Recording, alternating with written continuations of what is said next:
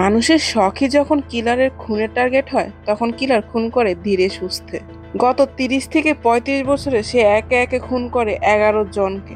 কেউ তাকে ধরতেও পারে না, এবং খুনগুলো যে আদৌ খুন তাও কেউ বুঝতে পারে না। এবার কিলারের টার্গেট কে হতে যাচ্ছে? কেনই বা এত বছর ধরে সে একের পর এক খুনগুলো করছে? এমনই এক 2022-এ রিলিজ হওয়া মালায়ালাম মুভি আন্তাশ্রী।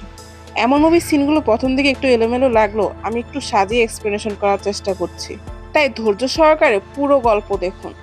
গল্পে ডুব দেওয়ার আগে লাইক সাবস্ক্রাইব করতে ভুলবেন না কিন্তু। চলেন আর কথা না বেরিয়ে এক্সপ্লেনেশন শুরু করা যাক। গল্পের শুরুতে দেখা যায় পুরো পরিবারের সবাই একত্রিত হয়ে একটা মুভি দেখছে। ঠিক তখনই সুনিতার কাছে একটা নাম্বার থেকে কল আসতে সে তড়িঘড়ি করে ওখান থেকে বের হয়ে পড়ে। এরপরে বাইরে এসে তার কথাবার্তায় আমরা বুঝতে পারি সে তার বয়ফ্রেন্ডের সাথে কথা বলছে। তার মা তাকে নিষেধ করা সত্ত্বেও সে তার বাড়ির চারপাশটা একা একা এত রাতে ঘুরছিল আর ফোনে কথা বলছিল। ঠিক তখনই দেখা যায় কাপড়ের পিছ থেকে কেউ একজন এসে রশি দিয়ে তার গলা পেঁচিয়ে হ্যাঁচকা টান দেয়। সিন এখানে কাট করে নিয়ে যাওয়া হয় অতীতের সিনে, যেখানে কৈলাস নামে এই ছেলেটা জিরির পানিতে গোসল করে নিজে নিজে রেডি হয়ে স্কুলের উদ্দেশ্যে বাইর হয়ে পড়ে। কৈলাসের বাবা ছোটবেলা মারা যাওয়ার পর থেকে কৈলাসের মায়ের উপর সংসারের দায়িত্ব এসে পড়ে, যার জন্য গ্রামের বয়স্ক লোকদের নজরই ছিল তার মায়ের উপরে। তাই কিশোর স্কুলে যাওয়ার সময় দেখতো অনন্ত বুলেট নিয়ে তার পাশে দিয়ে চলে যেত। কি মনে করে সে হাত বাড়ালে অনন্ত তাকে পাত্তা না দিয়ে চলে যায়।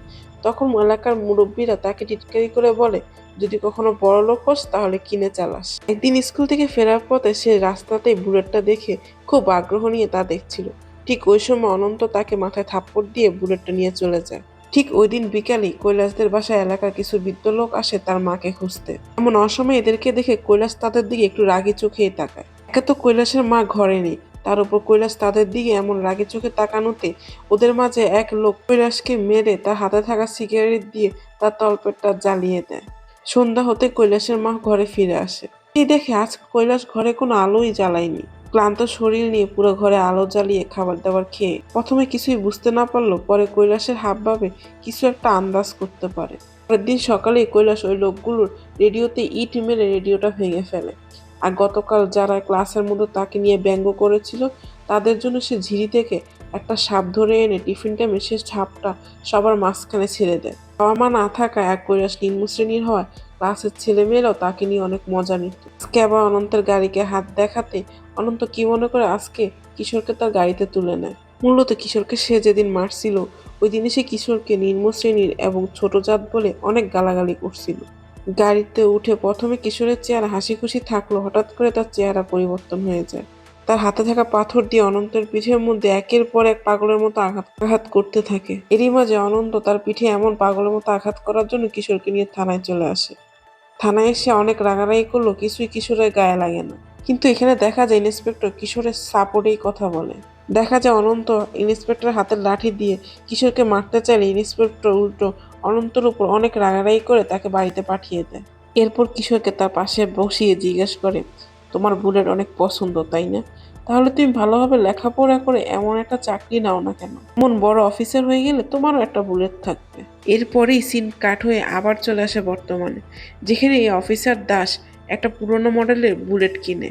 তার পুরো পরিবারের এমন একটা বুলেট স্বপ্ন ছিল, তাই এবারের বেতনের টাকা দিয়ে সে আগে প্রথমেই একটা কিস্তিতে বুলেট কিনে ফেলে। আর এই দাসের সব থেকে পছন্দের শখের কাজ হলো আন্তাক্ষরী খেলা, মানে গানের কলি খেলা। এখানে দেখা যায় এলাকায় এক প্রভাবশালী নেতার ছোট ভাইয়ের সাথে সে আন্তাক্ষরী খেলছে। যদিও ওই ছোট ভাই গান গাচ্ছে না, গান গাচ্ছে তার পাশের বন্ধু। এরপরে সিনেই দেখা যায় শিলা নামের এই মহিলা তার দুই ছেলের জন্য অভিযোগ নিয়ে এসেছে থানায়।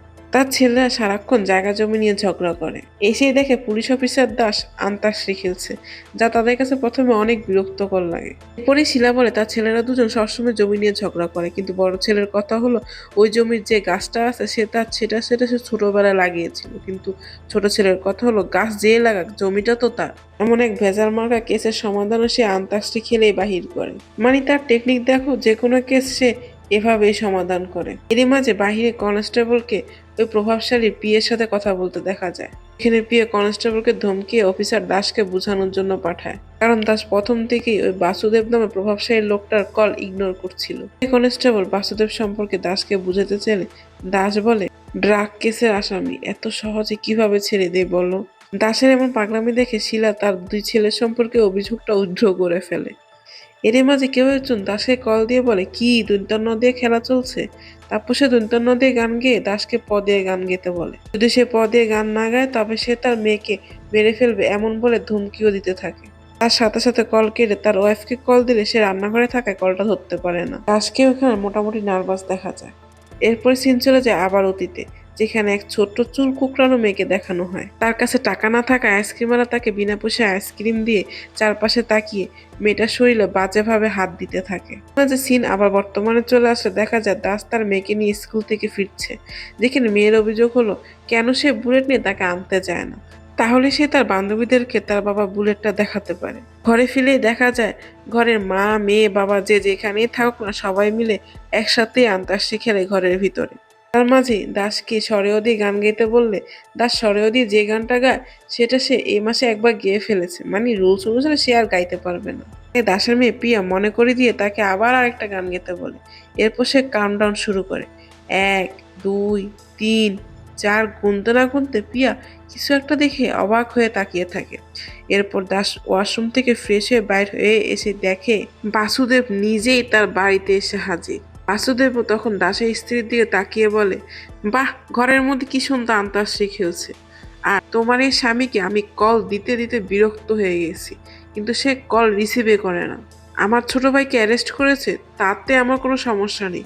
আমার সমস্যা হলো এ নিয়ে কথা কওয়াকই করছে আমার বিরোধী দলীয় লোকেরা।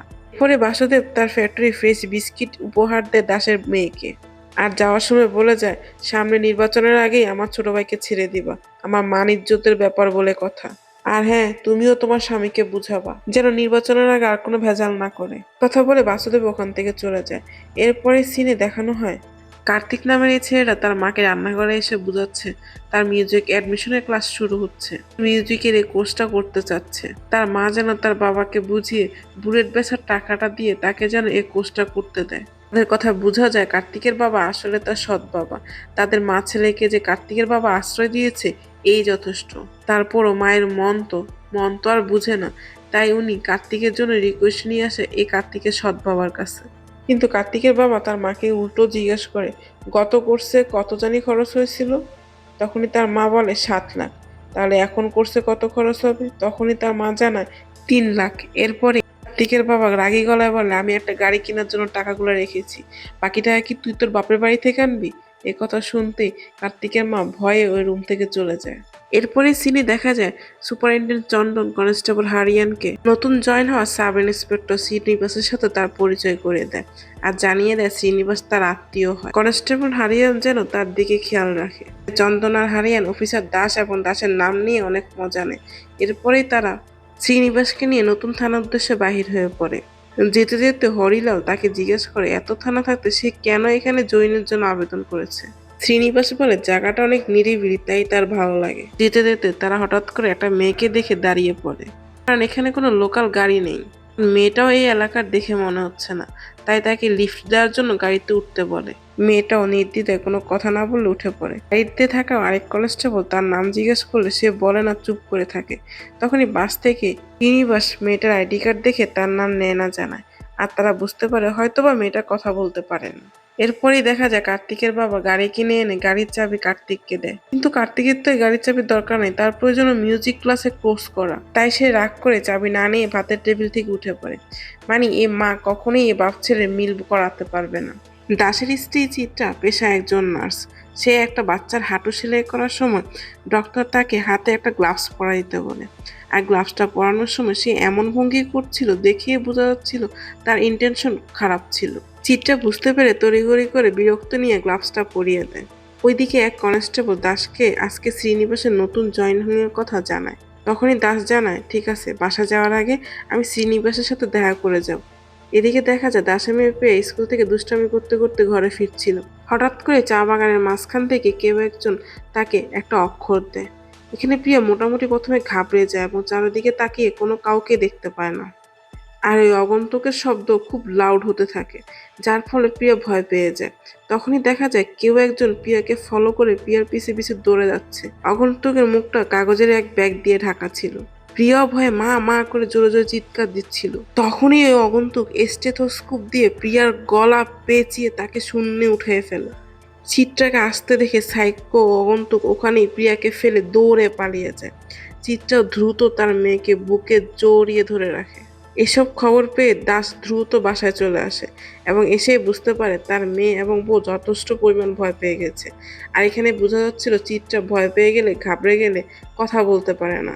দাসের ফ্যামিলির সাথে এমন একটা ঘটনা ঘটায় শ্রীনিবাস নিজে দাসের সাথে দেখা করতে আসে এবং শ্রীনিবাস আর দাস মিলে পুরো এলাকাটা ঘুরে ঘুরে দেখতে থাকে। ঠিক তখনই দাস কিছু একটা দেখে অবাক হয়ে যায়। আরে, এ তো বাসুদেবেরই দেওয়া সে উপহারের কাগজ। তাই সে রাগান্বিত হয়ে দ্রুত বাসুদেবের ঘরে গিয়ে বাসুদেবকে টেনে হেসে জিজ্ঞেস করে, বদলা নিতে চাইলে তুমি আমার থেকে নাও, আমার পরিবারকে কেন এর মধ্যে জড়াচ্ছ? তখন বাসুদেব কিছু বুঝতে না পেরে বলে, যদি বদলা নিতে চাইতাম তোমাকে কবে পোস্টিং করে ফেলতাম, তোমার পরিবার কি?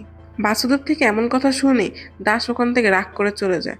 দাস যেতেই বাসুদেব তার ভাইয়ের দিকে রাগান্বিত চোখে তাকিয়ে থাকে। এর মাঝে দেখা যায় নেনা ছাদ থেকে এক আইসক্রিমের উপর নজর রাখে। ঠিক তখনই সামনের বিল্ডিং থেকে একটা ছোট মেয়ে আইসক্রিমওয়ালা থেকে আইসক্রিম নিতে আসতেই নেনা দৌড়ে দ্রুত ছাদ থেকে নিচে নেমে আসে। আর নেনাকে দেখেই বোঝা যাচ্ছিল সে কিছু একটা নিয়ে খুব ঘাবড়ে আছে। গেট থেকে বের হয়ে সে যখন মেয়েটার সাথে কার্তিককে দেখতে পায় তখন যেন সে কিছুটা শান্ত হয়, মানে স্থির ফিল করে।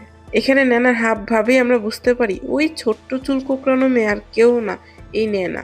এদিকে দাস তার আদুরে মেয়ের সাথে এমন ঘটনা ঘটে যাওয়া নিয়ে অনেক আপসেট হয়ে পড়ে। সে মোটামুটি তার পরিবারকে নর্মাল করার চেষ্টা করে। এরই মাঝে চন্দন দাসকে ফোন দিয়ে জিজ্ঞাসা করে সে কাউকে সন্দেহ করে কিনা, কিন্তু দাস জানান না। তখনই চন্দন রাগী গলায় বলে, তাহলে তুমি কেন বাসুদেবের বাড়িতে গিয়ে বাসুদেবকে অপমান করে আসলে? তখনই দাস জানায় কিভাবে বাসুদেব তাদের বাসায় এসে একের পর এক তাকে থ্রেট দিয়েছিল। চন্দন উল্টো দাসের উপর রাগান্বিত হয়ে যায় আর বলে পরবর্তীতে কোনো প্রমাণ ছাড়া যেন আমার বাসুদেবের উপর আঙ্গুল না তোলে। এদিকে দেখা যায় কার্তিক তার ছোট বোনকে জঙ্গলের ভিতর ছোট্ট একটা ঘরের মধ্যে গান শোনাচ্ছে। ঠিক তখনই নেনা এসে তাদের মাঝে হাজির হয়। নেনা কার্তিকের বোনের ছোট্ট বিড়ালটা ধরতে চাইলে কার্তিকের বোন রাগ করে উঠে পড়ে। তখন কার্তিক লজ্জায় লজ্জায় কার্তিকের নিজের পরিচয় দিয়ে তার থেকে তার নাম জানতে চাইলে নেনা ইশারায় তার নাম জানায়। ওই দিনের পর থেকে নেনার সাথে কার্তিকের আস্তে আস্তে ভাব জমতে থাকে। কখনো ফলের বাগান থেকে ফল পেড়ে দিচ্ছে তো কখনো দূর থেকে নেনাকে গান শোনাচ্ছে। এদিকে হঠাৎ করে একদিন পাসপোর্টের পুলিশ ভেরিফিকেশনের জন্য নেনাদের ঘরে এসে হাজির হয় কনস্টেবল হরিলাল। নেনা মূলত এতদিন তার মায়ের সাথে দিল্লিতে ছিল, আর এই হলো নেনার নানা। হরিলাল তাদের অবস্থা দেখে বুঝতে পারে এখান থেকে মোটামুটি টাকা খাওয়া যাবে। এরপর হরিলাল তার তথ্য নিয়ে চলে যায়। এদিকে শ্রীনিবাস দাসকে এসে জানায় দাসের নাম্বারে যে নাম্বার থেকে কল এসেছিল সে নাম্বারটা 5 কিলোমিটার দূরে ওপেন হয়েছে। আর তারা দ্রুত মোটরসাইকেল নিয়ে ওখানে যেয়ে দেখতে পারে ওই লোকেশনটা একটা ফার্ম এরিয়া। দাস আর শ্রীনিবাস সাবধানে ভিতরে গিয়ে খেয়াল করতে পারে ওখানে একটা রুম রয়েছে। আর রুমের ভিতরে গিয়ে ভালোভাবে চেক করে আহামরি কোনো তথ্য পায় না। তাই দাস ওই নাম্বারটায় আবার কল দেয়। আর কল দিতে কলের রিংটোন বেজে ওঠে ওদিন রাতে তারা যে আন্তাক্ষরী খেলছিল মেয়ের সাথে সেই রিংটোনটা। দাস তখন সাথে সাথে পিছনে ফিরে লক্ষ্য করে রিংটোনটা একটা সাউন্ড বক্সে বাজছে আর ভিতরে একটা মোবাইল ঝুলানো। তাই তারা ভিতরে গিয়ে মোবাইলটা হাতে নিয়ে দেখে মোবাইলটা ওখানেই চার্জে দেওয়া। তাই ওখানে দায়িত্ব থাকা লোকদের থেকে জানতে পারে তারাই রাস্তায় মোবাইলটা পেয়েছিল। আর যেহেতু অ্যান্ড্রয়েড ফোন তাই তারা ব্যবহারের জন্য সহজ মনে তুলে আনছে। তারা এই মোবাইল সম্পর্কে এর থেকে বেশি আর কিছুই জানে না। শ্রীনিবাস যদিও বারবার বলছিল ওদেরকে গ্রেফতার করলে আরো তথ্য পাওয়া যাবে, কিন্তু দাসের কথা হলো ওরা সবাই সত্য বলছে। ওদিনের ট্রমা থেকে দাসের স্ত্রী চিত্রা এখনো বার হতে পারেনি। বাহিরে কারো শব্দ পেয়ে সে সামনের দরজা এবং পিছনের যে রান্নাঘরের দরজা সেটাও আটকিয়ে দেয়। ভয় মানুষকে কিভাবে কুরে কুরে খায়। এদিকে দেখা যায় কার্তিক তার বন্ধুদের সাথে কোথাও গেলে কার্তিকের বাবা কার্তিকের মাকে বাহির করে দেয় যতক্ষণ পর্যন্ত না কার্তিক বাসায় আসে। তখনই কার্তিক বলে, তুমি কেন লোকটাকে ছেড়ে দিচ্ছ না? কার্তিকের মা জানায়, আমি আগের বিয়ের ট্রমা থেকে তো বাইর হতে পারছি না, এখন কি এ লোককে ছাড়বো? কার্তিকের মা উঠে কলিং বেল দিতে কার্তিক সবকিছু বুঝতে পারে। এদিকে হরিলাল জানায় সে আশেপাশের সব লোকাল গুন্ডা থেকে খবর নিয়ে দেখেছে, কেউ এমন কাজ করেনি। কেউ হয়তো দাসের মেয়ের সাথে মজা করার জন্য এমন করেছে। একথা শুনতেই দাস হরিলালের দিকে রাগে চোখে তাকায়।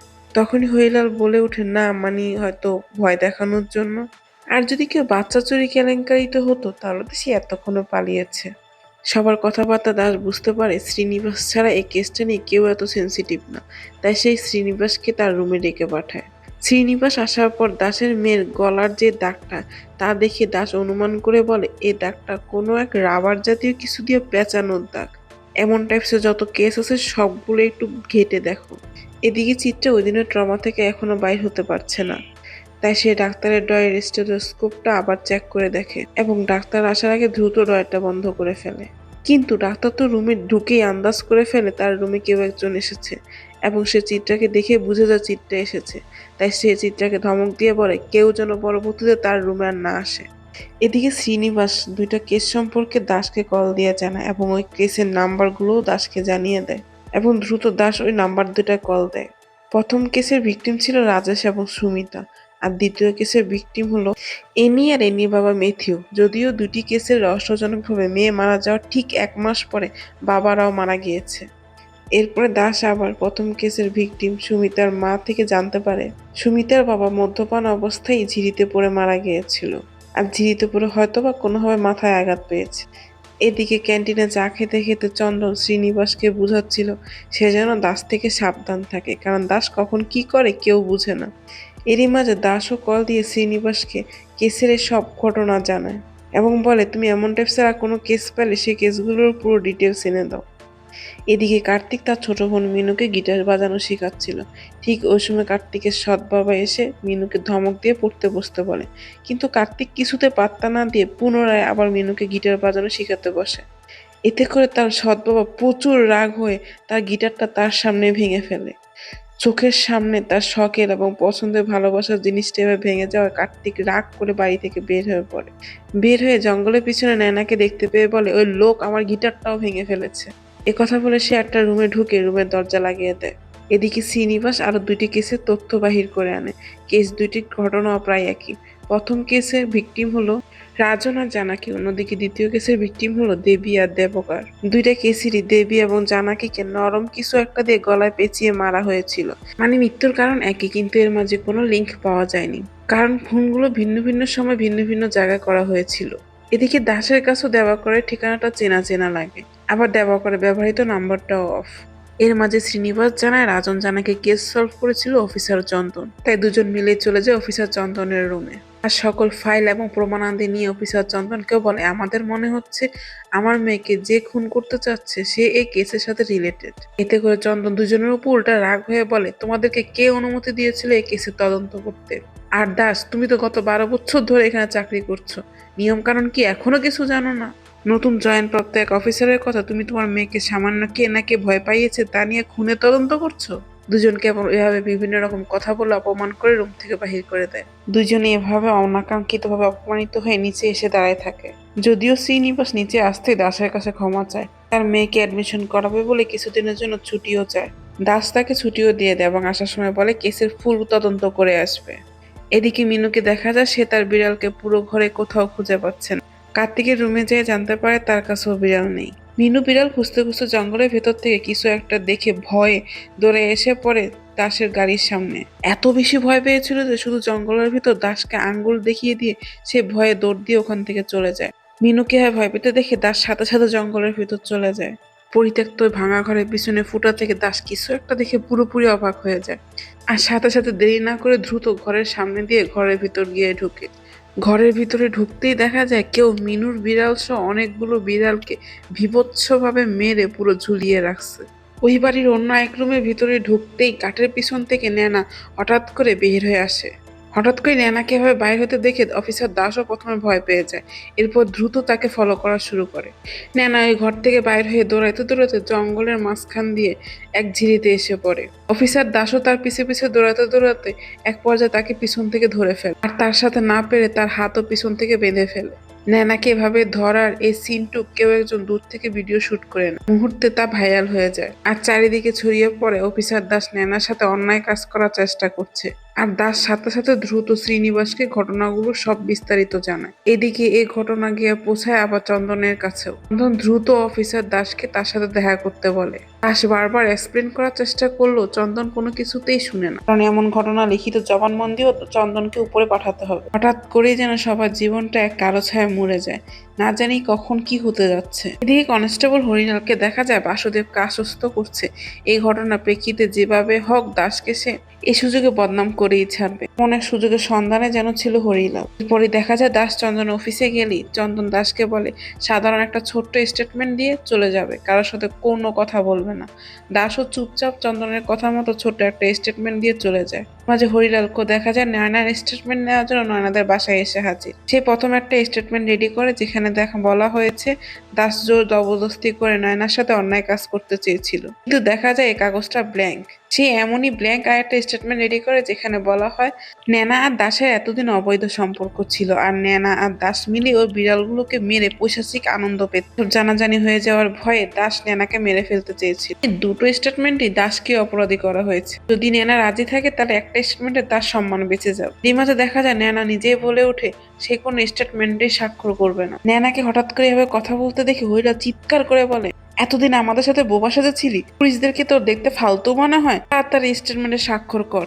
এমন চিৎকার শুনে বাহির থেকে মহিলা কনস্টেবল ভিতরে চলে আসে। এসেই জানে অফিসার শ্রীনিবাসে তাকে তার সামনে স্টেটমেন্টে স্বাক্ষর নিতে বলেছিল। কথা বলে সে নেনা পাশে বসে পড়ে। এদিকে শ্রীনিবাস দাসকে কল দিয়ে জানায় সে কোচিতে দেবাকরের বাসায় গিয়েছিল। ওখান থেকে জানতে পারে তার স্ত্রী সন্তান কেদারামে শিফট হয়েছে। কেদারামের নতুন ঠিকানা সে দাসকেও পাঠিয়ে দেয়। ঠিকানাটা দেখে দাসের কেমন যেন এক সন্দেহ হয়, তাই সে অন্যান্য কেসের সাথেও ঠিকানাগুলো মিলায় এবং তার কাছে থাকা একটা কাগজের ঠিকানাও সে মিলিয়ে দেখে কিছু একটা বুঝেই সে দ্রুত শ্রীনিবাসকে কল দেয়। শ্রীনিবাসকে কল দিয়ে সে জানায় তার সাথে ঘটে যাওয়া সব ঘটনার পিছনে আর কিছুই নয় তার ব্যবহৃত এই বুলেট। এই বুলেটকে ঘিরেই এতদিন যত খুন অপরাধ হয়ে আসছিল।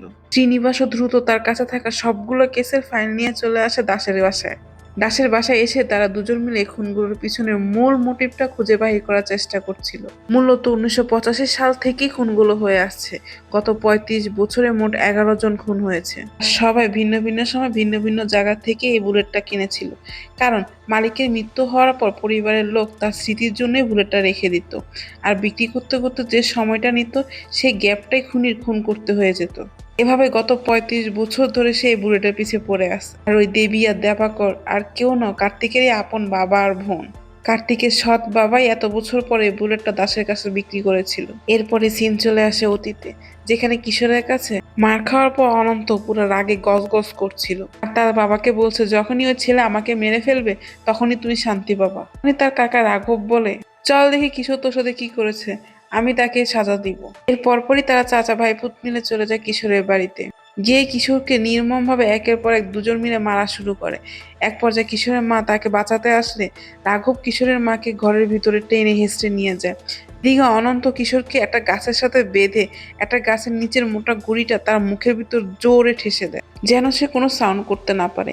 এদিকে তার কাকার হাতে তুলে দেয় বুলেটে থাকা সেই স্টেথোস্কোপটা। এখানে তার কাকাও স্টেথোস্কোপটা তার মায়ের মুখের ভিতরে দিয়ে অন্যায় কাজ করতে থাকে। মা ছেলের এই আর্তনাদের শব্দ যেন বাহিয়ে না যায়, তাই তো ইচ্ছা করে বুলেটে গিয়ারের শব্দ বাড়িয়ে দেয়। রাঘব কিশোরের মায়ের সাথে অন্যায় কাজ করতে করতে এক পর্যায়ে কিশোরের মাকেও সে মেরে ফেলে। পুরো এক রাত একদিন পর কিশোর কোনো রকম গাছ থেকে ছুটে এসে মায়ের এমন নিথর দেহ দেখে সে আর নিজেকে সামনে ধরে রাখতে পারে না। তার জীবনের শেষ সম্বল তার মাকে এভাবে মেরে ফেলার কারণে আগে ফুসফুস করতে করতে ঘর থেকে এক ধারালো স্টেথোস্কোপ নিয়ে দৌড়ে গিয়ে রাঘব আর অনন্তকে মারার জন্য তাদের বাড়িতে গিয়ে হাজির হয়। কিন্তু কিশোর ওখানে গিয়ে জানতে পারে রাঘব আর অনন্ত গতকালকেই ফেরার পথে রোড অ্যাক্সিডেন্টে মারা গিয়েছে। প্রকৃতি যেন কিশোরের প্রতিশোধের ভার নিয়ে নিয়েছে, কিন্তু কিশোর এমন প্রতিশোধ চায়নি। সে চেয়েছিল সে নিজের হাতে কুপিয়ে কুপিয়ে তাদের মারবে, তাই সে পাগলের মতো চিতার মধ্যেই কোপাতে থাকে। সবাই মিলেও যেন তাকে সামনে ধরে রাখতে পারছিল না। তখনই এই ঘটনাগুলো বর্ণনায় দিচ্ছিল রিটায়ারপ্রাপ্ত এই সাব ইন্সপেক্টর। এও জানে এসে অনন্তের ব্যবহৃত বুলেটটা, তাই এই খুনগুলোর পিছনে কিশোর থাকতেই পারে। আর কিশোর যেহেতু তখন নাবালক ছিল আর খুনগুলোও সে করেনি, তাই আইন তাকে সরাসরি কোনো সাজা দেয়নি, কিন্তু এক মেন্টাল অ্যাসাইলামে তাকে পাঠিয়ে দিয়েছিল। এরপরে দাস চলে যায় অ্যাসাইলামের সাইকোলজিস্টের সাথে দেখা করতে। এখানে সাইকোলজিস্ট জানায় কিশোরের হয়তো মনে হচ্ছে তার মায়ের খুনের পিছনে এ বুলেটে দায়ী, তাই এ বুলেট যারা যারা ব্যবহার করবে সে সবাইকে মারবে, কিন্তু মারার আগে আপনজন মৃত্যুর যে কষ্ট সে তাদেরকে তা দিয়ে মারবে। কিন্তু সে খুনগুলো করবেই। সাইকোলজিস্টের থেকে এমন কথাগুলো শুনে দাসও তার মেয়ে প্রিয়াকে নিয়ে একদম চিন্তিত হয়ে যায়। মানে দাসও মোটামুটি ভয় পেয়ে যায়। এদিকে ওই দিন রাতেই অফিসার শ্রীনিবাস চলে আসে দাসের সাথে দেখা করতে। শ্রীনিবাস দাসকে বলে তার নিরাপত্তার জন্য এক্সট্রা কোনো সিকিউরিটি মোতায়েন করবে নাকি। দাস জানায় কিশোর একদিন না একদিন তাদেরকে খুন করার জন্য আসবেই। সিকিউরিটি আমাকে কয়দিন নিরাপত্তা দিবে? 1 দিন, 2 দিন, 1 সপ্তাহ, 1 মাস, 1 বছর? কিন্তু সে 1 বছর পরে হলেও খুন করবে। কথা বলে সে শ্রীনিবাসকে বাড়ি পাঠিয়ে দেয় এবং দেখা যায় সে নিজেই একা তার মেয়ের নিরাপত্তার জন্য বাড়ির চারপাশে দিনের পর দিন কড়া পাহারায় দাঁড়িয়ে থাকে। যেন রোদ বৃষ্টির ঝড় কোনো কিছুই এ বাবাকে কাবু করতে পারবে না। দাসকে এভাবে এত চিন্তিত আর প্যারাসাইনতে দেখে তার বউ চিত্রে এসে বলে, আজকে রাততে একটুখানি ঘুমাও।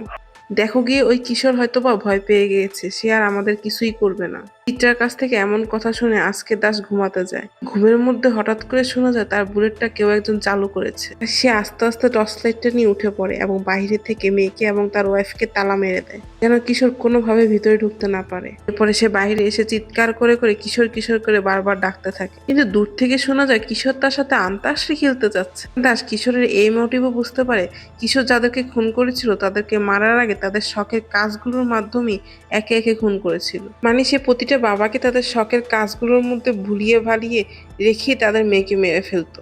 দাস প্রথমে কিশোরের সাথে আন্তাক্ষরী খেলতে না চাইলেও পরে মেয়েকে মেরে ফেলার হুমকি দিলে সে বাধ্য হয়ে তার সাথে আন্তাক্ষরী খেলতে থাকে এবং আন্তাক্ষরী খেলতে খেলতে এক পর্যায়ে সে জঙ্গলের ভিতরে চলে যায়। এদিকে শোনা যায় ঘর থেকে কেউ তালা ভাঙার চেষ্টা করছে, তাই সে দ্রুত দৌড়ে এসে কিশোরকে আটকানোর চেষ্টা করে। কিশোর তার হাতে থাকা শাবল দিয়ে এক বাড়ি দিয়ে দাসকে অজ্ঞান করে ফেলে। দাসকে অজ্ঞান করার সাথে সাথে কিশোর আবার তালাটা ভাঙার চেষ্টা করে। চিত্রা বাহিরের অবস্থা কিছুটা আন্দাজ করতে পেরে দ্রুত উঠে এসে ভিতর থেকে দরজাটা লাগিয়ে দেয়। দরজাটাকে ভালোভাবে আটকানোর জন্য ওখানে থাকা টেবিলটা সে দরজার সাথে টেনে এনে দরজায় ভালো করে খিল মেরে দেয়। এদিকে দেখা যায় দাস পিছন থেকে উঠে পড়েছে। মানে বনের বাঘ অসুস্থ হলেও নাম বদলায় না, আর বাবারা মরে গেলেও সন্তানের হাল ছাড়বে না। এখানে দাস আর কিশোরের তুমুল এক মারামারি হয়, কখনো কিশোর মার খাচ্ছে তো কখনো দাস মার খাচ্ছে। আহত অবস্থাও দাস তার সর্বোচ্চটা দিয়ে কিশোরকে আঘাত করতে থাকে। কিশোর মার খেতে খেতে এক পর্যায়ে কিশোর দাসকে ধাক্কা দিয়ে ফেলে কোনো রকম হামাগুড়ি দিয়ে ওখান থেকে পালিয়ে যায়। এদিকে ভিতর থেকে দাসের মেয়ে বারবার তাকে বাবা বাবা বলে ডাকতে থাকে। তখনই দাস তার মেয়েকে সান্ত্বনা দিয়ে বলে বাহিরের সবই ঠিক আছে। এর পরপরই দাস পুরো ঘরে আস্তে আস্তে কিশোরকে খুঁজতে থাকে। খুঁজতে খুঁজতে ঘরে না পেরে সে বাহিরে চলে আসে। বাহিরে এসেও সে চিৎকার করে করে কিশোরকে খুঁজতে থাকে, কিন্তু কিশোরের কোনো সাড়া শব্দ না পেয়ে সে কিশোরকে থ্রেট দিয়ে বলে, যদি তুমি বাহির না হও তাহলে তুমি যে কাজটা চিন্তাও করনি সেই কাজটাই এখন আমি করব। এরপরে দাস কই থেকে যেন পেট্রোল এনে গাড়ির উপর ঢালতে থাকে, সাথে সাথে বুলেটের মধ্যে আগুন জ্বালিয়ে দেয়। বুলেটের মধ্যে এমন ধাউ ধাউ করে আগুন জ্বলতে দেখে কই থেকে যেন কিশোর বাহির হয়ে আসে। তার শখের এই বুলেটের মধ্যে আগুন জ্বলতে দেখে সে পাগলের মতো হয় বালু দিয়ে নিভানোর চেষ্টা করে, লাস্টে তার গায়ের শার্টটা খুলে বুলেটটার আগুন নিভানোর সে চেষ্টা করে। যে বুলেটকে নিয়ে এত বছর ধরে এত খুন গুম অন্যায় হয়ে আসছিল, সে বুলেটকে সে জ্বালিয়ে দেয়, যা দেখে কিশোর আর নিজেকে কন্ট্রোল করতে পারে না। রাগে ক্ষোভে কিশোর যখনই দাসকে মারতে যাবে, দাস তার মাথায় এক বাড়ি দিয়ে তাকে অজ্ঞান করে ফেলে। এরপরের দিনে দেখা যায় দাসের সাসপেন্সও তুলে নেওয়া হয়েছে, কারণ ন্যানার সাথে যে অন্যায় হয়েছিল তার অভিযোগ মিথ্যা বলে প্রমাণ হয়েছে। ন্যানাও তার বিরুদ্ধে কোনো লিখিত স্টেটমেন্ট দেয়নি। বাহিরে আসতেই চন্দন তার ভুলের জন্য দাসের কাছে ক্ষমা চায়। শ্রীনিবাসও মনে মনে অনেক খুশি হয়ে যায়, সে তার জীবনের প্রথম কেস সলভ করতে পেরেছে। এদিকে দাসকে আবার দেখা যায় কিশোরের সাথে দেখা করার জন্য মেন্টাল অ্যাসাইলামে এসেছে। এই অ্যাসাইলামে এসে কিশোরকে রিকোয়েস্ট করে বলে, তোমার বয়সের কথা আর তোমার পরিস্থিতির কথা চিন্তা করে আমি আবেদন করেছি তোমাকে যেন সাজা কম দেওয়া হয়। তাই তোমার কাছে আমার রিকোয়েস্ট থাকবে, তুমি এখান থেকে বাইর হওয়ার পর আমার পরিবারকে আমার মতো করে ছেড়ে দিবা। কিন্তু এখানে কিশোর দাসকে কিছুই বলে না, চুপ করে নিচের দিকে তাকিয়ে থাকে। দাস যেতে কিশোর দাসকে লাস্ট শব্দ দৈন্তান্ন বলে। সে মনে মনে এখনো আন্তাক্ষরী খেলছে, হয়তো সে দাসকে নিজের মতো ছেড়ে দিবে, না হয় সে তার ধারা বজায় রাখবে। গল্পের কাহিনী এখানে এভাবেই শেষ হয়ে যায়। এখানে কিন্তু কিশোর ছাড়া আরো একজন সাইকো আছে, আপনারাই বলেন সেই সাইকোটাকে।